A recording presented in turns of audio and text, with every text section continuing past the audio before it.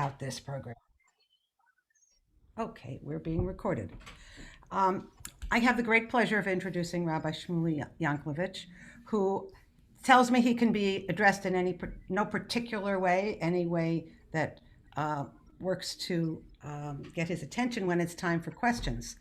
Um, I I'm the Sadie Schneider Rosh Hodesh Learning Fund chair, and I get the privilege of inviting people to come and give some talks. That's partly what's been my responsibility since COVID started, and we get to do all these wonderful things via Zoom and get people to come from great places like Scottsdale, Arizona, where it's probably a bit warmer than it is here.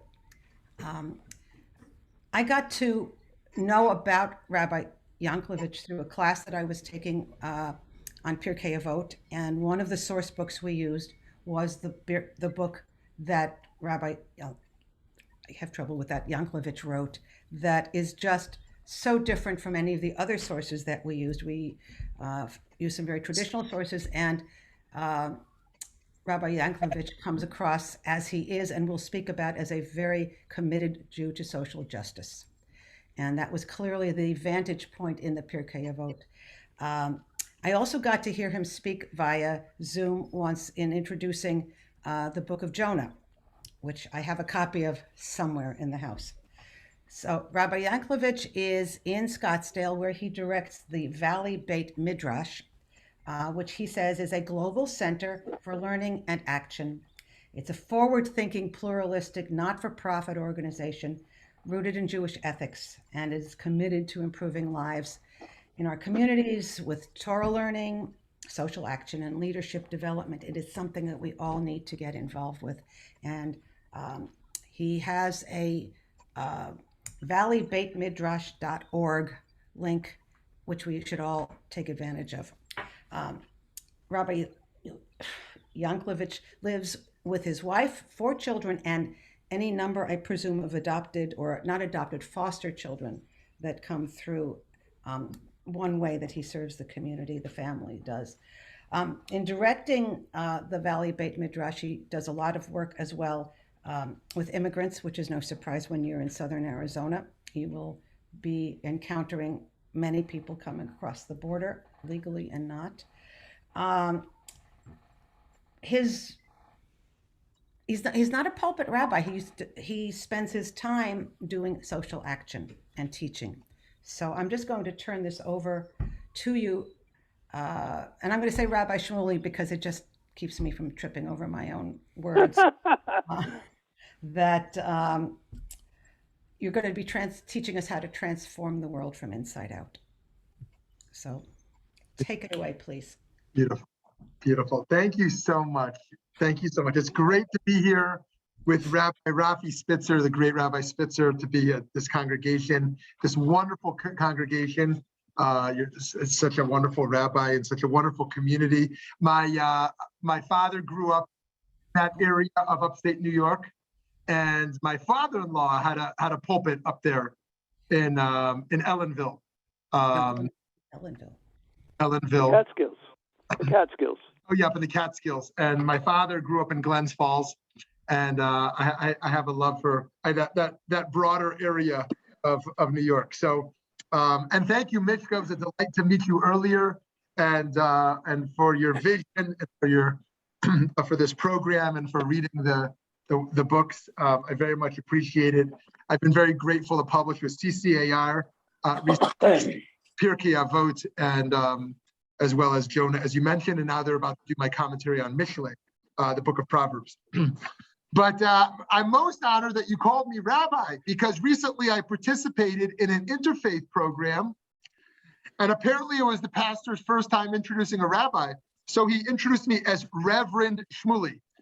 Now, having grown up in an interfaith home, I assured him that one of my parents, my Jewish parents, has always been very proud I became a rabbi.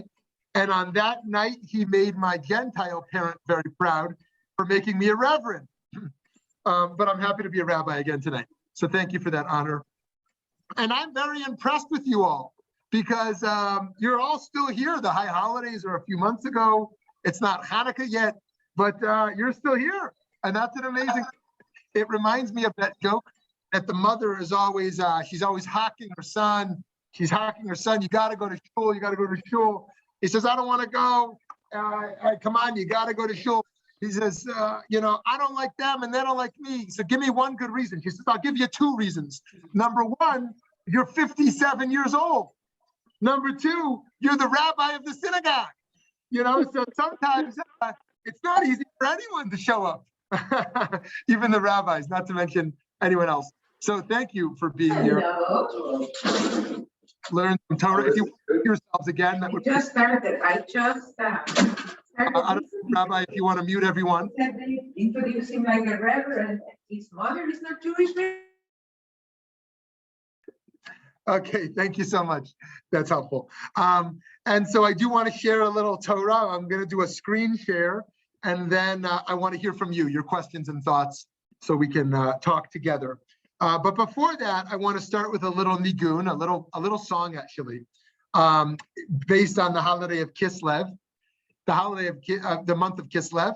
And Kislev is a very special time, as you know. Our tradition is that the first rainbow in Bereshit appeared in Kislev, and so that plurality of light emerges, that sign of hope. But also, this is a month that reminds us of the power of light. It says in the Talmud of Avodah Zarah 8a, it says in the Talmud that Adam Harishon, the first human being who was created on the planet, he was very scared when it started getting darker. It started getting darker each night as it got into the winter. And he thought it was because of his Aveirah, because he ate the fruit. And then he saw after the winter solstice, he saw that the days started getting longer and he was relieved. And so the Talmud says he created 8 days of a festival. Now, what's amazing about that is that it turned the holiday of Hanukkah from a particularistic holiday to a universalistic one. It turned Hanukkah from a holiday about Jewish resiliency and survival into a holiday that's about universal human experience around existentialism and around hope and despair, and around how he learned that it's the natural order of the world to ultimately get dark and to have light. So I'm going to post in the chat here the words of the song I want to sing with you for a minute to internalize this idea that me'at min ha'or doche harbe choshech. A little bit of light dispels a lot of darkness. That's the teaching from the Chavot HaLevavot, the Chavot HaLevavot, a great Rishon, a great medieval rabbi. Here's how the melody goes, and I hope you'll join me. Me'at min ha'or doche harbe choshech. You got that? O me'at min ha'or doche harbe choshech. Now in English. A little bit of light dispels the darkness. A little bit of light dispels the darkness. The Hasidic Shavort, the Rabbis told us, two people were lost in a dark forest and they thought they were all alone. They didn't know there was another person, and they bumped into each other, and they were thrilled to have bumped into each other because they thought they were alone. And they said, oh, you must know the way out of the dark forest. And the other said, oh, I hoped you knew the way out. And they realized that neither of them knew the way out, but they knew that the path they came on was not the way out. And so they said, let us walk together based on what we know. And friends, that's the journey we're on. That's the journey we're on. None of us, with our epistemic humility, none of us knows the way out. Some people will try to sell you a bill of goods that they know the truth, they know the pathway out, but we're in a big mess as humanity, with an earth in danger, with democracy in danger, with a pandemic, with global hunger, with war. We're in a mess. And the Jews, in many ways, a mess. Actually, if you want to know we're in a mess, read the Jewish newspapers. You know who we should read more is the anti-Semites. The anti-Semites are amazing. You know what they write? The Jews, they control Congress, they control the Senate, They control the White House. The Jews control Hollywood. They control Wall Street. I mean, this is great news to read, right? We're doing pretty good. You read the Jewish newspaper, we got a lot to worry about. You know, the Jewish newspaper says, oh my goodness, we've got assimilation. We've got anti-Semitism. We've got threats against Israel. Everything is going wrong. As they say, the telegram arrives. Worry, reasons to come later, right? So Jews have a lot to worry about without even knowing the details. We should read the anti-Semites more often. But the truth is, we don't know our way out of these messes. We don't know how we're going to get out, but we walk together. That's the power of community. So friends, our theme tonight, changing the world, transforming the world from the inside out, from the inside out. And so I first want to ask you, and feel free to unmute yourself with your answer and just mute yourself after. There are three mitzvot to light candles. Three mitzvot to light candles. What is the most important mitzvah of lighting candles? A mitzvah deraita, a mitzvah from the Torah. Unmute yourself. What is the most important mitzvah of lighting candles? Anyone? I'm not sure I understand the question. What is the biblical mitzvah, the most important mitzvah for lighting candles? There's 3 times that Jews light candles as a mitzvah. Shabbat. Shabbat, beautiful. Shabbat candles, most important time, right? And what's the reason we light Shabbat candles traditionally? Shalom bayit, peace in the home. Okay. Now, if I asked a Gentile in the street, when did Jews light candles? What would they say? Friday night. Hanukkah. Hanukkah, of course, because it overlaps with Christmas. Sometimes this year it's very far from Christmas, and it overlaps with consumerism and all that. So Jews, actually, Hanukkah is not such an important holiday in terms of the weight of the mitzvah. Of course, it's significant to us as Jews, but it's not a Chag. It's not a biblical holiday like Pesach or Rosh Hashanah or Yom Kippur or Sukkot or Shavuot, right? It's a later rabbinic holiday like Purim, and yet we value it. And what is the reason for the mitzvah of lighting the menorah? Persume Nisa, right? Publicizing the miracle. Okay, and if I asked you, what is the third mitzvah to light candles? What would you say? What's the third mitzvah? A memorial candle? No, yard site is a beautiful minhag, a beautiful, beautiful custom. But we wouldn't necessarily call it a mitzvah. What would be another mitzvah to light a candle? Havdalah, distinguishing. Havdalah. Thank you, Havdalah. Havdalah, beautiful. Right. Okay, so Havdalah candle, right?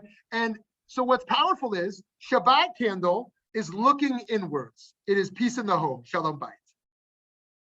Hanukkah candles are looking outwards, publicizing the miracle. In fact, the mitzvah was to have the menorah, to have the Hanukkah outside to promote the miracle publicly. But because of persecution, we moved it onto a little table inside. There's still people, more and more so in Israel, but still people in America that put it outside. But by and large, we all put it inside due to persecution of that history. But Shabbat, looking inwards, peace in the home. Hanukkah, looking outwards, publicizing the miracle. Havdalah, the wick has to be intertwined. It stands at the intersection of the private and the public. It stands at the intersection of Shabbat and the weekday, the holy and the mundane, of the private and the public. And so we see with Havdalah the intertwining of our inner world and our external world. Shabbat reminds us of our inner world. Hanukkah reminds us of our societal outer world. And the Havdalah reminds us that these two have to be intertwined. And so as we enter this month, we think about this idea about how we bring light into the world, and yet we need to, on a weekly basis, bring the light into our hearts, into our home, into our family, into our community, and then figure out how we're going to transition back into the workplace, back into society at large, and Hanukkah, all the more so, of how we're going to look outwards. So friends, that's the theme of our learning tonight. I'm going to share my screen so I can jump to our first source we're going to learn together here. The first source, can everyone see that? Nod your heads if you can. Yes, great. Our first source here comes from Reb Simcha Barim of Pesach in Poland, 18th century, early 19th century. And he says, Chachmeinu Amru, the sages said, seek peace in your place and pursue it in another place. You cannot seek peace anywhere but within yourself until you find it there. In Tehillim, in Psalms, it says, there is no peace in my bones because of my sin. Only if we find peace inside ourselves can we find it outside of ourselves. Right? Let me repeat that. Rabbi Simcha Banim says, only if we find peace inside of ourselves can we find it outside of ourselves. What a remarkable idea. Harehu yachol lavatsho b'chol ha'olam kula. Right? That we have to find peace within ourselves. And what's the threat? If we don't, we may do more damage than good. If we don't have an inner peace, we operate from a place of fear, a place of anxiety. Reb Simcha Banim is saying we may do more harm in the external world. And so it has to start with our own spirituality, our own moral development, our own therapy, our own healing. And through that, we are equipped to then go outwards to heal the world. You know, it reminds me of a story of Gandhi. A mother and her child came to Gandhi, and she says, please, Gandhi, or she said, whatever you say when you approach Gandhi. Mr. Gandhi, tell my son to stop eating sugar. All he does is eat sugar. And Gandhi looks at the boy and looks at the mother and says, come back in 3 weeks. So the mother and the boy come back to Gandhi 3 weeks later. Gandhi, please tell my son to stop eating sugar. He looks at the boy, looks at the mother, no, come back in 3 more weeks. They come back in 3 weeks. Gandhi, please, he's eating sugar all the time. You're the only one he'll listen to. Gandhi looks at the boy and he says, don't eat sugar. And the mother says, this is amazing. He'll stop right away. He just needed you to say it. But what took so long? And Gandhi said, I needed to stop eating sugar myself. Right? Gandhi could not look at the boy and say, don't eat sugar. He needed to change himself before he could turn to the external world. And that's to say, friends, that Jewish social justice cannot be self-righteousness.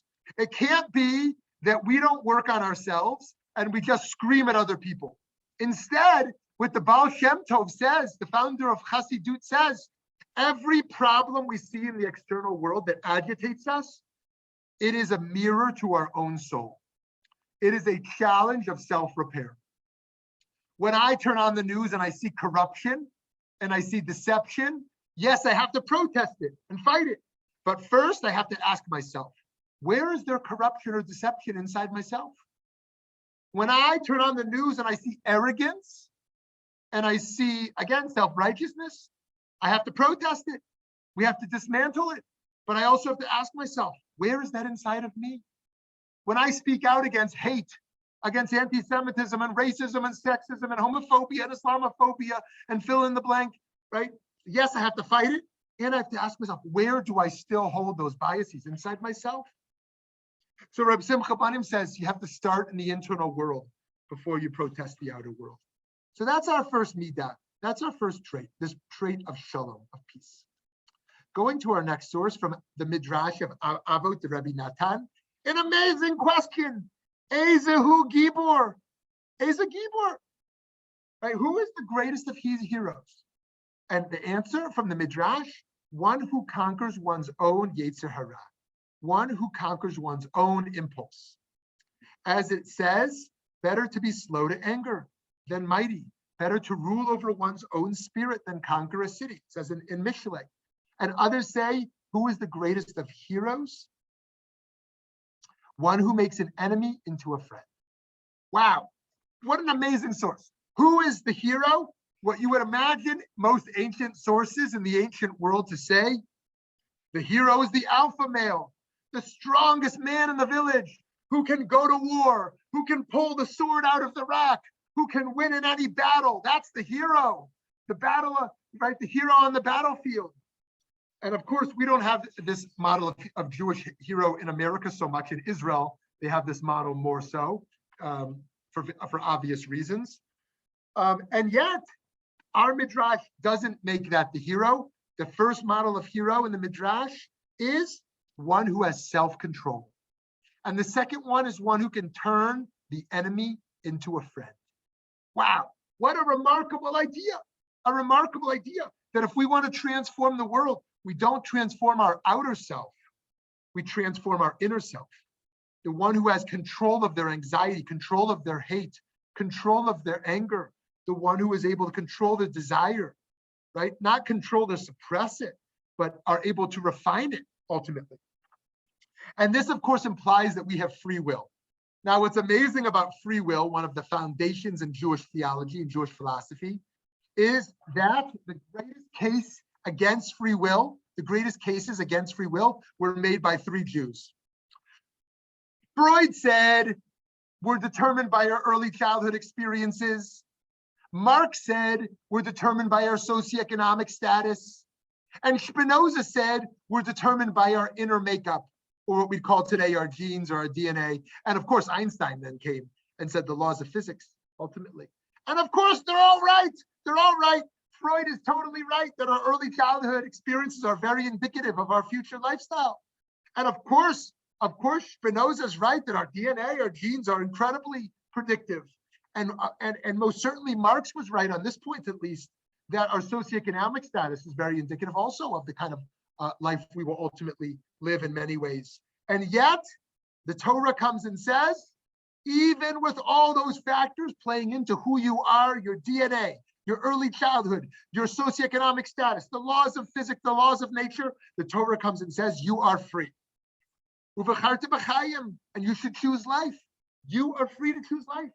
And you are free not only to choose what cereal box you're going to buy in the grocery store or on Instacart or on Amazon or wherever you buy your cereal box, right? You're also free to decide how you're going to react the next time you're angered, the next time you're afraid, the next time you're anxious, the next time you see hate right in front of your eyes. We are free to make a courageous choice,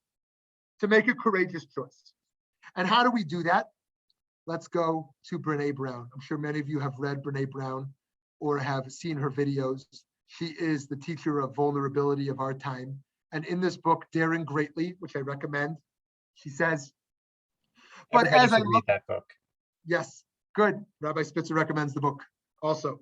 But as I look back on my life and what daring greatly has meant to me, I can honestly say that nothing is as uncomfortable, dangerous, and hurtful as believing I'm standing on the outside of my life, looking in and wondering what it would have been like if I'd had the courage to show up and let myself be seen. Wow. Let myself be seen. What an amazing challenge. Are we willing to ultimately be seen? And part of what I think she is challenging us towards here, if I had to give the 10 top teachings in Jewish thought, I already said one. One was free will. And I think I hinted at another, which is never to despair. That we learn from Hanukkah, we learn from our tradition to always be a people of hope, a people of resiliency. That is what has given us the miracle of survival for all these centuries against all odds, that we continue to survive. But the third one I would put out is that everything matters. Everything matters. When I was a kid, I read a book called Don't Sweat the Small Stuff. And as a kid, I liked the book. I thought it was a great book. But then I got more involved in Jewish thought, and I learned the opposite. Sweat the small stuff. The small stuff matters. Don't think it's all about the big stuff. Everything matters. Everything matters. Right? The way the Rambam says it, Maimonides says in Hilchot Teshuvah, imagine the world as if there was a scale. And your very next action will tilt the scale either towards the redemption of the world or the destruction of the world. Now, how many of us believe we have such power in our next actions? I'm sure none of us. And yet, he's not making an empirical statement, but rather a thought experiment we can live with. Imagine if we viewed our next action as so important that it might in some way tilt the scales. Tilt the scales. Imagine if someone came to you tomorrow and they said, I'm going to give you $86,400 every day for the rest of your life. Whoa, I'm quitting this rabbi business. Where do I sign up? Amazing. $86,400 every day for the rest of your life. Here's the one catch. You got to spend it by the end of the day. You can't save it anywhere, right? So in fact, friends, we've been given that gift. 86,400 seconds every day. 86,400 seconds. And there's nowhere to save them at the end of the day. You can't save your seconds from the day they're gone. The greatest gift we have, the gift of time. The gift of time. And the choice in every moment. Will I be lazy or will I be courageous? Will I be apathetic and indifferent or will I be empathetic? Will I raise up or will I lower? Will I live this moment with hope or with despair? Will I ultimately choose to be a moral force in this moment or to be a force for destruction? That is the choice in each moment. And that is the challenge when we face death. We face our own mortality. But friends, I want to suggest that we don't die one time. We die 5 times. We have 5 deaths in our life. The first death is obvious. It's when we stop living life to the fullest. We're just in our routine. We live the same routine. We don't really think. We don't really feel. We don't really, we're not truly alive. We're operating in a robotic sense. The next death, of course, the death of the body. It's the death of the brainstem. It's the cessation of the heartbeat. The third death is that moment where the body is lowered below the earth, right? We no longer are existing above the earth. The body is lowered. The fourth death is the last time our name is uttered in this world. And the fifth death is that any impact we had in this world dissipates as if we had never even existed. And these 5 deaths can move us towards a radically materialistic mindset. It can either lead us to the hedonistic mindset that life is about eat, drink, and be merry. Life is about happiness. So just enjoy it. Just enjoy the ride. That's all it's about, right? I'm going to die soon, so let's go get drunk. Let's go do drugs. Let's go lay on the beach. There's no ultimate purpose. There's no need for service. It's about me and my hedonism. Or it can lead us to a total indifference. It can lead us to a sense that, once again, nothing matters. Or it can lead us to a desire for materialism. If I build a bigger house, then I'm really here. If I put my name on more things, then I'm going to last. A desire for permanency. If I buy more cars, then I'm really here. You can't touch my stuff, right? But in fact, the 5 deaths move us towards a radical spiritual consciousness of impermanency, a sense that in fact, nothing is permanent.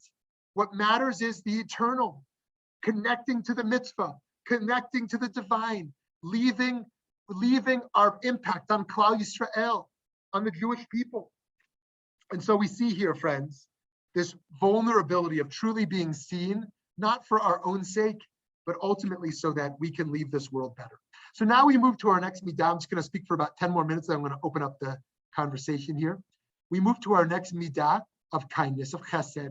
Of course, you can't not talk about kindness. We talk about repairing the world. And it says in the Talmud Sota here, it says, Rabbi Shmuly taught, the Torah begins with deeds of loving kindness and it ends with deeds of loving kindness. What are you talking about? I don't see that in the Torah. So the rabbis say it starts with loving kindness. Adam and Chava, Adam and Eve were naked and God clothed them. And then what does it mean it ends with loving kindness? That Moshe Rabbeinu, Moses, dies and God buries Moshe, right? We can't bury Moshe. People would idolize that place. This is too great of a person for us to just create a tomb there, right? Moshe needs to take up less space for God to take up more space, for others to take up more space. You have to wonder, does MLK take up too much space in the civil rights movement conversation? I'm not saying he does. I'm not saying he doesn't. But the Jewish tradition decided to not put Moses' name in the Haggadah. You read the Haggadah and Moshe's not in there. Moshe, the leader of the Exodus, and his name's not even in there. And so we don't want to bury him. We don't want to bury him. God is going to clothe Adam and Eve, and God is going to bury Moshe. So the Torah begins and ends with kindness. Everything we do has to be built with kindness. We keep going here to Rabbi Shlomo Volbe.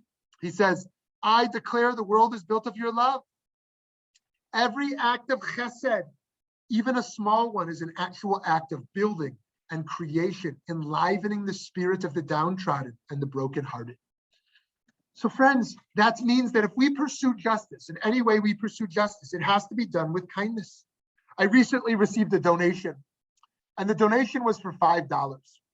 And I was a little judgmental. I said, $5? Geez, if you're a Jew and you have some money and you don't really want to donate, you donate 18, right? 5. And then I go down a little lower, it says, in honor of my mother. In honor of your mother? You must not have loved your mother very much. You're going to donate $5? I'm getting more judgmental. I go down lower on the screen. It says the person's name, in honor of Jewish learning. And then it says address, homeless. And I stared at the screen. And I couldn't believe it. I said, did I ever make a sacrifice? Anything like this person just made?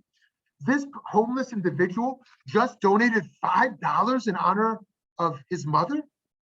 Have I ever made a sacrifice like that in my life? He gave up a meal, maybe a pack of cigarettes, maybe beer, maybe some sort of comfort, bottle of water, right? Have I ever done anything like this, right? What does it mean to truly love, to truly give? I heard a story recently. There was a little girl in Jerusalem. She walked into a jewelry shop in Jerusalem, and she was 8 years old. And she said to the 80-year-old man who owned the jewelry store, "Sir, I'd like to buy your finest bracelet." She says, "That's very nice. Who do you want to buy this for?" He said, "I want to buy it for my oldest sister. You see, my parents died when I was just a baby. And since then, my older sister has taken care of me. And I've always wanted to thank her. And now I'm 8 years old. And don't worry, I'm ready to pay for it." She pointed to the nicest bracelet on the wall. It costed thousands of dollars. She said, "Don't worry, I'm ready to pay for it." And she drops onto the counter, 8 shekel and 70 agorot. She drops down about $2. And the owner of the jewelry shop looks at the bracelet worth thousands of dollars, and he looks at this little girl and her earnest sincerity.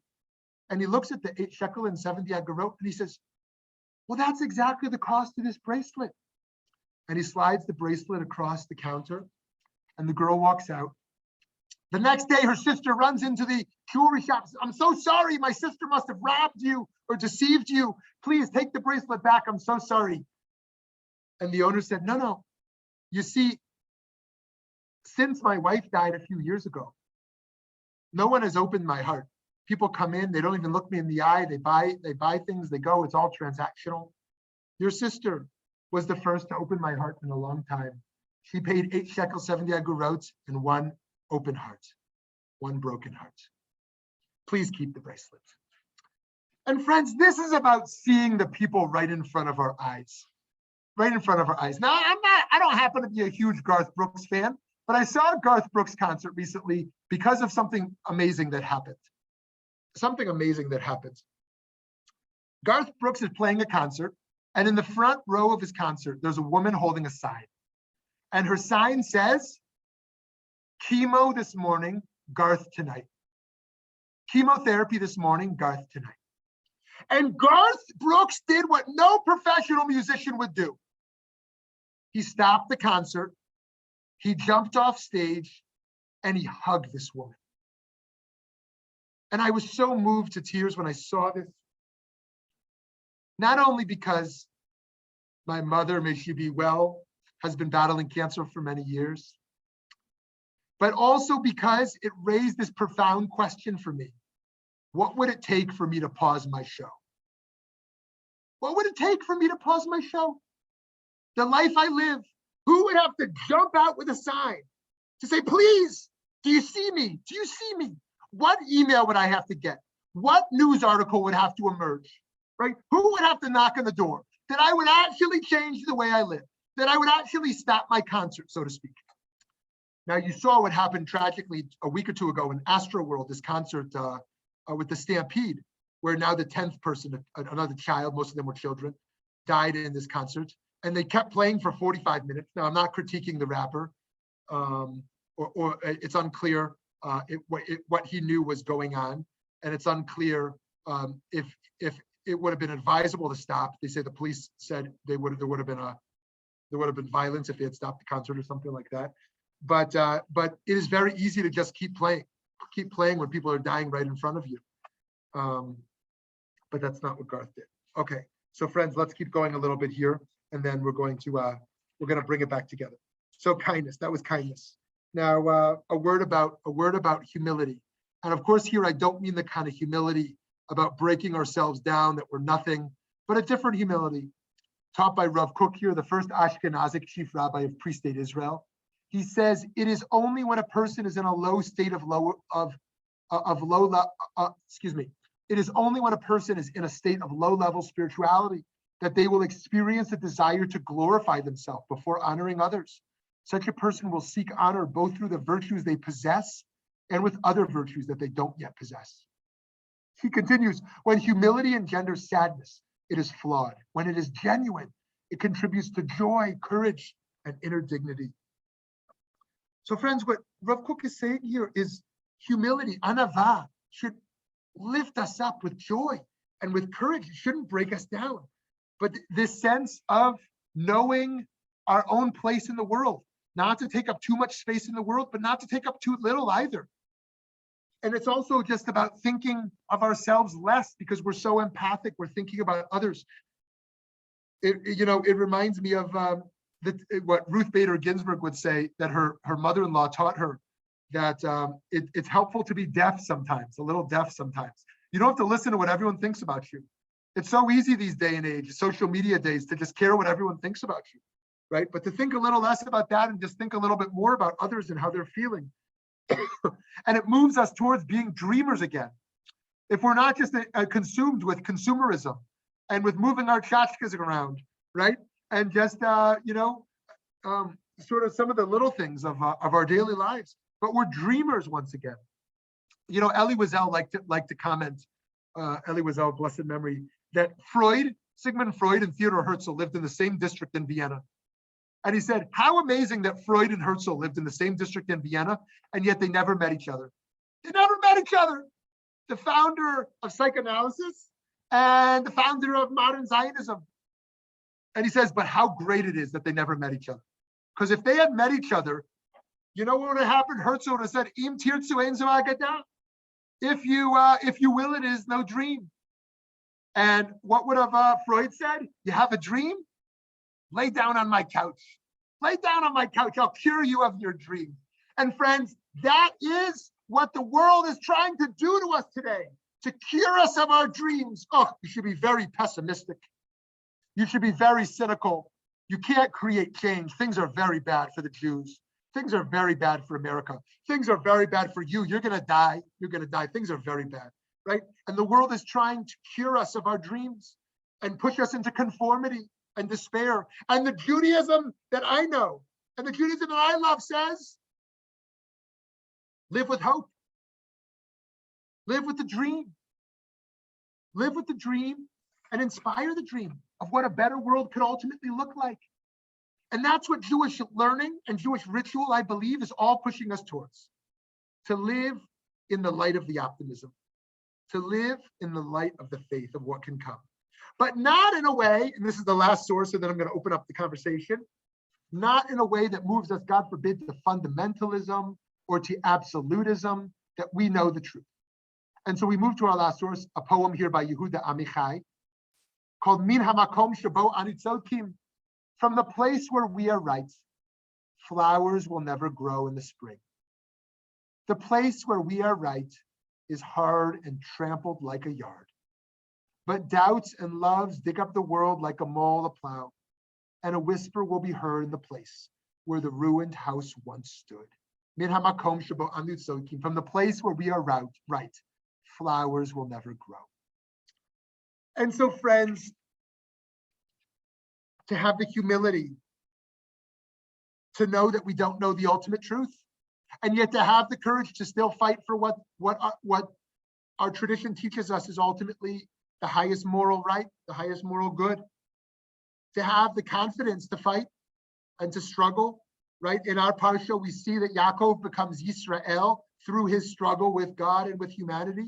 And we too are Jews because of our struggle to swim against the stream, to not assimilate into the moral conformity, to not just be a bandwagon conservative or a bandwagon liberal, but to truly think, to truly feel, to truly engage in the challenges of our time.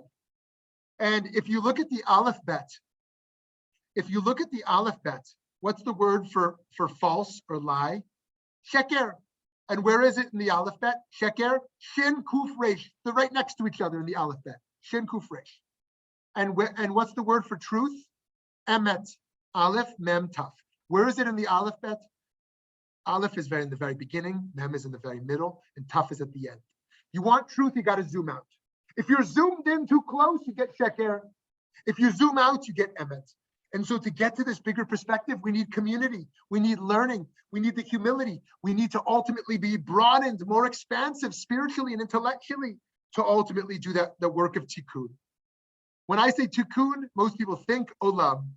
But the truth is, as you know, our tradition has 4 levels of tikkun. Tikkun atzmi, the repair of self. Tikkun bait, the repair of home. Tikkun kahal, the repair of our community, of Klal Yisrael, and then Tikkun Olam, the repair of the world. And all four of those need each other. So friends, I give you the bracha, and I hope you'll give it back to me, that we continue to feel the light of the candles in the month of Kislev, the light of the Shabbat candles every Shabbat, the light of the Havdalah candle every Motzei Shabbat, and of course, the light of the Yartzeit candle, as Mishka said, the beautiful midhag of the Yartzeit candle, to feel the love of our ancestors and the love of our loved ones who have passed. And to take that light and bottle it up and continue to commit to our own refinement and growth and light, in order that that light pours out from us. That in repairing ourselves and healing ourselves and working on our self-growth, we can allow that to ultimately pour forth to light in the world. Friends, I want to open up the conversation. I'd love to hear your thoughts or your questions. And then I'll close in about 17 minutes with just a closing thought. Don't forget to unmute yourself, please.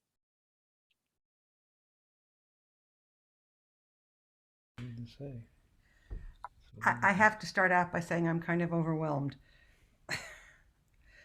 My brain is spinning and thinking about what you said about what you do in your community.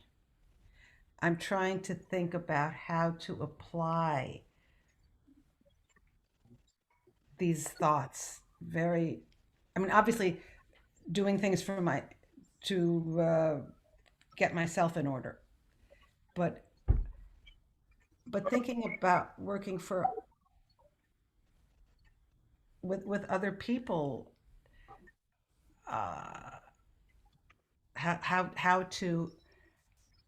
how to do that without coming across. I have to tell you what you do. You got to get yourself together, in some sort of very lecturing way. Lecturing way. Thank you, Bob. Coming off as a superior, you have to get yourself together. How do you apply this to the larger, all the things that you're doing to the larger world in 25 words or less? Thank you, Mishka. Thank you so much for that powerful question. And so, friends, I really do believe one of the amazing powers of a community, and a wonderful community you're in here, is that we can't do it all ourselves. We can't do it close to all of it ourselves. We can all do our little bit for ourselves, our little bit for our family, our little bit for our community, our little bit for society and the world. And we have to be very clear on what we're here to do. We don't have to feel guilt about all the things we can't do. And in a community, some people will do some things, others will do others. Who's going to set up kiddush? Who's going to help with the yartzites, right? Who's going to visit the sick? Who's going to do the chesed project? Who's going to lead the social action committee? Right? We can't do everything.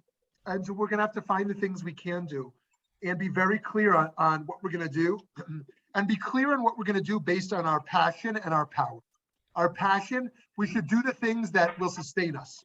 We shouldn't do something that just drains us. That's not sustainable.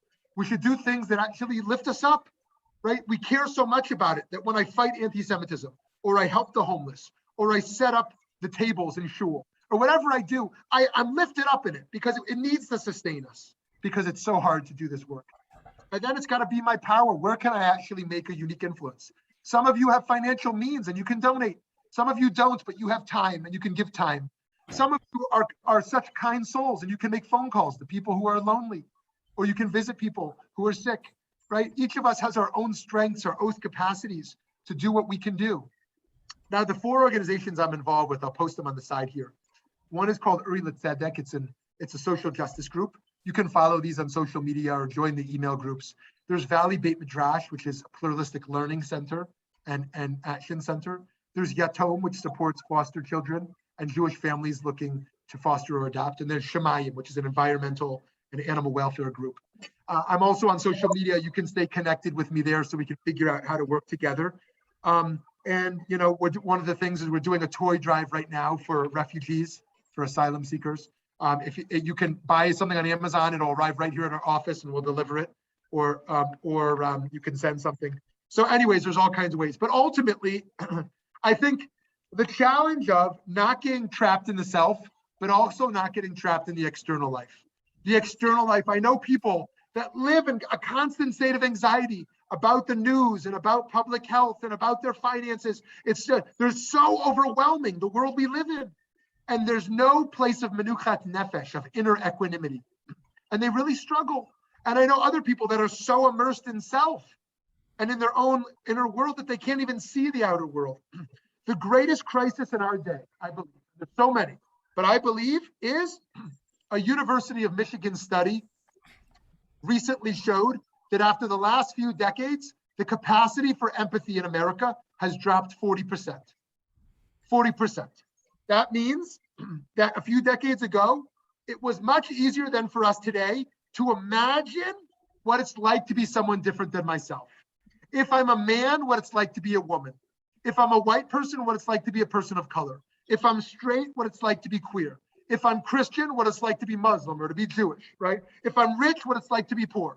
If I'm a citizen, what it's like to be undocumented. It is harder and harder for Americans to live with empathy.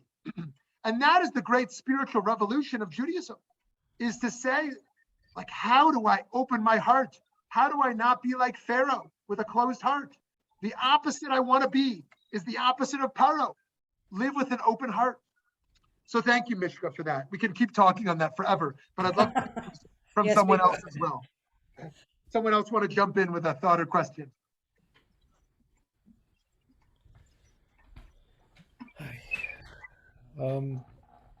It comes to mind that a lot of what you're talking about is the difference between service and fixing. Because you can tikkun as fixing, maybe, but we're talking more about service. Service puts you on an equal level with what you're doing to help. You're serving ultimately all of life, which is, in a sense, putting yourself in God's place too, in that respect, serving all of life. And that's very important to look at it that way, I think, and that's what comes across. It's Very nice. Thank you, Bob, for that powerful comment. I think that's exactly right. And we can think about some of these comparisons of chesed versus tzedek, kindness versus justice, and avodah versus tikkun, right? How do we be of service, and what are some of the parameters and boundaries and limitations, and how do we ultimately be godlike in our being, in our thinking, in our acting, and yet know the limitations as well of what's possible to repair. Thank you so much for that. It's interesting when you say fixing. It's sort of like there's an end point. It's fixed. We're done. also fixing is draining, whereas service renews and rejuvenates. Beautiful. Yeah, I mean, you all know the famous Pirkei Avot, Lo Alecha Hamlecha Ligmor, right? We should, we're ultimately, we cannot complete the work. We can't complete the work of this world, and yet we're still not free to desist. And this is so amazing, because the two extremes, either people say, oh, I live with such guilt, I'm so overwhelmed, I can't fix. Or they say, why try it all? Because, I'll just be cynical. One of the great images in the Torah is the sneh enenu ukal, the burning bush that is not consumed. And what's amazing about that is that two of the greatest threats of our time, I would argue, one is fundamentalism. It says, I know the total truth, and I'm going to burn others to convince them. And the other is radical relativism. There is no truth. I don't know anything. Eat, drink, and be merry. And the sneh enenu ukal is the burning bush that is not consumed. The fundamentalist is so on fire, they burn everyone around them. The radical relativist has no fire at all. There's no passion for truth or for kindness or for justice. There's nothing at all. The burning bush that is not consumed says there's an inner fire in me that doesn't burn out, but neither does it burn someone else, right? I do what I can do, and yet I can't do it all. I just contain my own fire. That's right. Woohoo. Yeah. Hi, Jessica. Yes, please. Jessica. Yes. Can you hear me? This has made me think of a woman whom I met in Jerusalem, and she profoundly left a strong, something special within me. Her name was, who she since passed. Her name was Clara Hammer. You may be familiar with her. She was known as the Chicken Lady of Jerusalem. She was in a grocery store, in the butcher shop, and saw a mother there ordering a lot of bones to take out. And when the woman left, she said she must have a lot of animals to buy all of these bones. The butcher said, no, they're for her family. We give her what she can afford. Clara Hammer right away said, I want you to take one of your chickens and I want you to wrap it, put it on her doorstep. Don't say a word and walk away. And this, Clara Hammer started doing this. It was one person and 5, and people all around the world were contributing, have been contributing to her, and she wrote individual letters to each person who contributed. It's just Beautiful. thinking about it. Beautiful, Jessica. Thank you for that powerful story. It's a very powerful story, and it's a great reminder, once again, that things we may think are little are not little.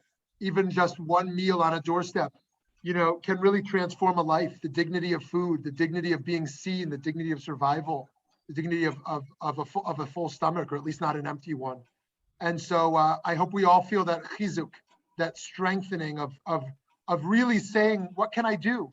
And those things that I'm doing are not small. The things that I commit to doing to lift up others are very significant. Thank you, Jessica. She told us her life story, which was amazing, and gave us a woman I had met earlier in Jerusalem, said I had to meet her and knew her, took me to her apartment and gave us fresh squeezed orange juice and sang to us. It was a moving time, and she's affected my life. Thank you, Jessica. Okay, does someone else want to jump in with a thought or question? I could not hear what you said. Anybody else want to jump in?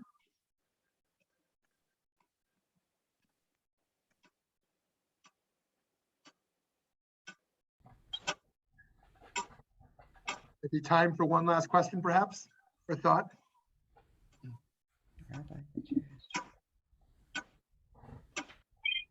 I think we're all speechless.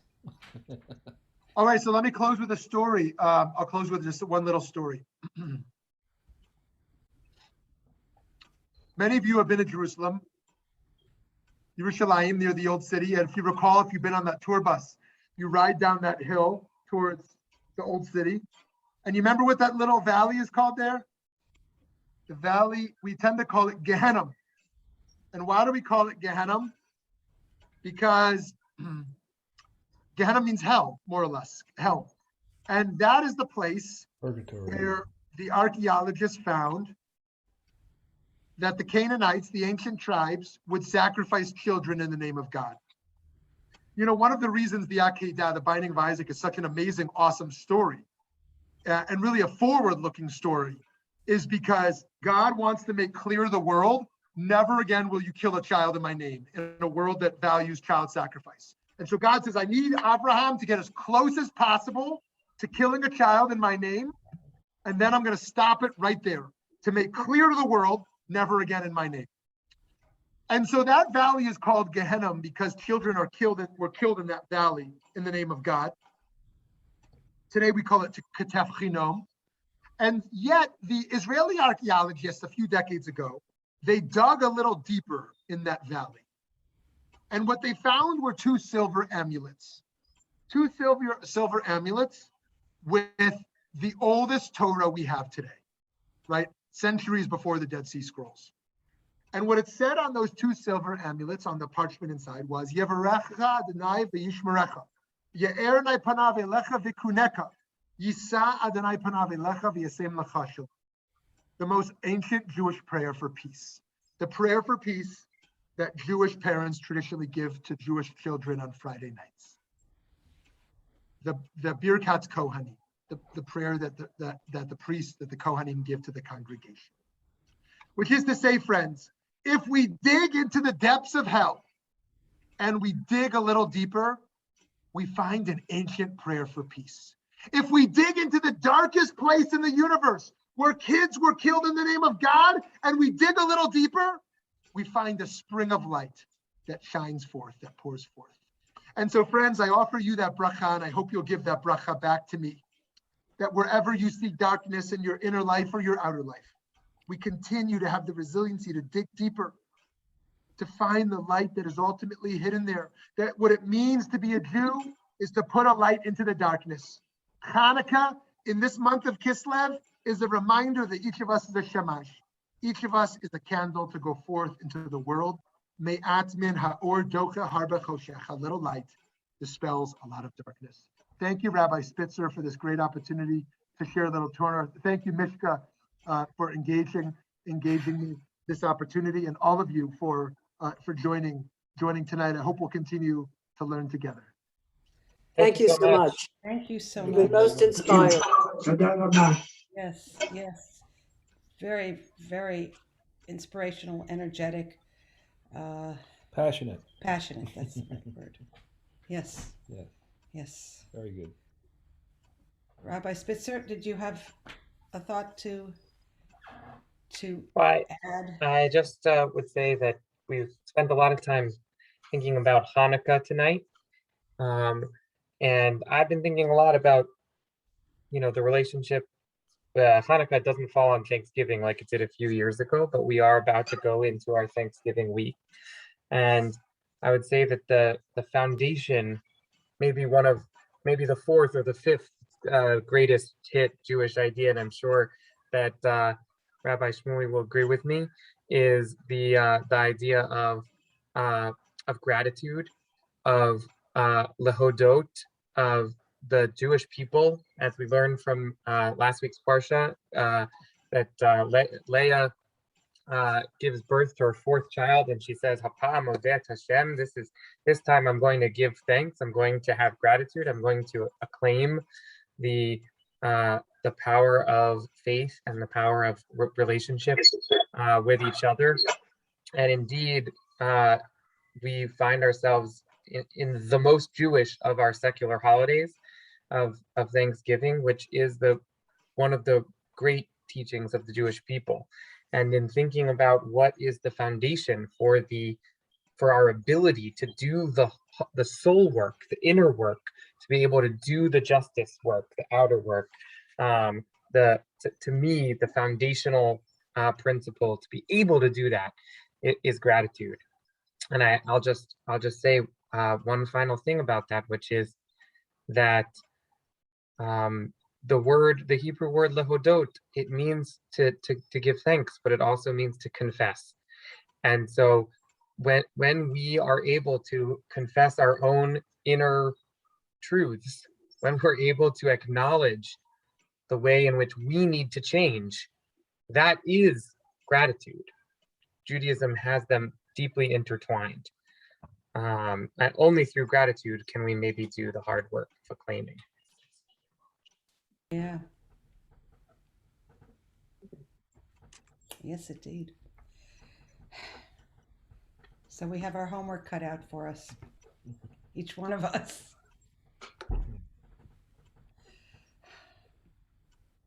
Yes. Thank you.